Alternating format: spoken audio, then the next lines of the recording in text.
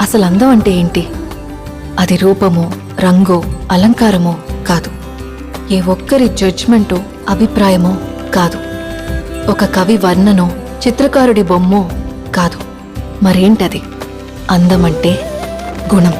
అమ్మాయినయుండి చెప్తున్నా, I don't want people to call me beautiful. దాని బదులు నీది కష్టపడే తత్వం, నీలో కరుణ ఉంది, నీకు ధైర్యం ఎక్కువ, నువ్వు తెలివైన దానివంటే నాకు సంతోషం. Address us by our qualities. MS Subbulakshmi అంటే భక్తి, అందం కాదు. మదర్ తెరెసా అంటే కరుణ, అందం కాదు. ఐన్ ర్యాండ్ అంటే తత్వం, అందం కాదు. సరస్వతి అంటే విద్య, దుర్గా అంటే ధైర్యం, గౌరీ అంటే తపస్సు, లక్ష్మి అంటే శుభం. ఇలా ఏ దేవతనైనా ఆమె క్వాలిటీస్ కోసమే పూజిస్తారు, ఆమె అందం కోసం కాదు. నీ గుణాలే నీ సంతకమవుతాయి, నీ అందం కాదు.